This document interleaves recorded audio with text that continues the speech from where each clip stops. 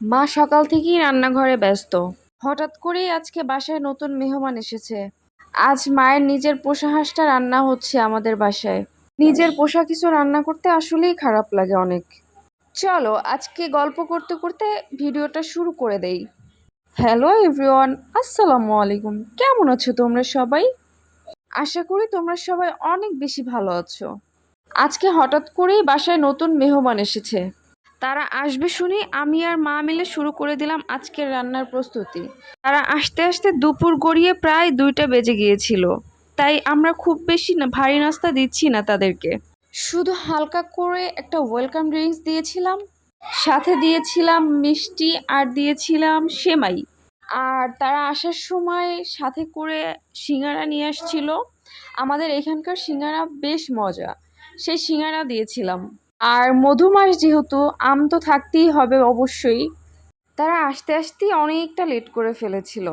তারা যখন আসছে তখন আমি আর আমার মা মিলে দুপুরে রান্না করছিলাম। পরে আম্মু দুপুরে রান্না করতে ব্যস্ত ছিল, আমি তাদেরকে নাস্তা দিয়েছিলাম। আমি আগে থেকেই সব নাস্তাগুলো রেডি করে রেখেছিলাম যাতে তারা আসলে সাথে সাথে আমি নাস্তাগুলো দিয়ে দিতে পারি তাদেরকে। আমরা তো ভেবেছিলাম তারা সকাল সকাল চলে আসবে, কিন্তু তারা আসতে আসতে অনেকটা লেট করে ফেলেছিল। এত তাড়াহুড়োয় ছিলাম যে মেহমানদের সাথে বসে যে একটু কথা বলবো সে সময়টুকুও ছিল না। আম্মু তো জাস্ট মেহমানদের সাথে একটু দেখা করেই রান্নাঘরে চলে গিয়েছিল। সব নাস্তা আমি মেহমানদেরকে দিয়েছিলাম।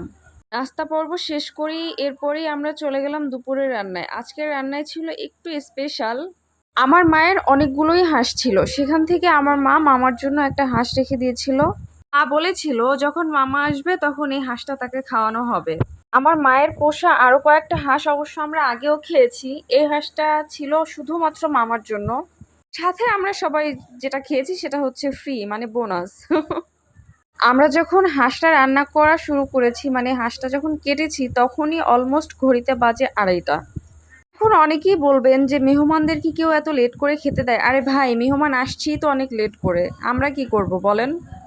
হাঁসটা রান্না বসিয়ে এইদিকে আমার মা আবার আমাদের এলাকার সব থেকে মজার এবং ফেমাস যে খাবারটা চিংড়ি মাছের বড়া, সেই বড়াটা বানিয়ে নিচ্ছিল। আমাদের সবারই অনেক পছন্দ এই চিংড়ি মাছের বড়া।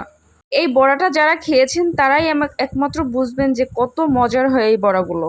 এই বড়াগুলো আরো বেশি মজার হয় যদি এটা নারকেলের দুধ দিয়ে রান্না করা হয়, অনেক বেশি মজার হয়। কিন্তু আমাদের হাতে সময় ছিল না বলে আমরা আর সেটা রান্না করতে পারিনি। বড়া ভাজি শেষ করেই মা চিতই পিঠা ভাজি করে নিয়েছিল। চিতই পিঠাগুলো ফুলে অনেক সুন্দর হয়েছিল মাশাল্লাহ। আর আমার মায়ের চিতই পিঠা বরাবরই মাশাল্লাহ অনেক সুন্দর ফুলকো টাইপের হয়। আমরা এই চিতই পিঠা খেয়েছিলাম নারিকেল আর চিংড়ি মাছের একটা ঝোল দিয়ে। দুঃখের বিষয় ঝোল রান্নার ভিডিওটা আমি নিতে পারিনি, কারণ আমি তখন অনেক বেশি ব্যস্ত ছিলাম। এরপরে রান্না শেষ করে মেহমানদেরকে খেতে দিয়েছি। আজকের ভিডিওটা এই পর্যন্তই। সবাই ভালো থাকবেন।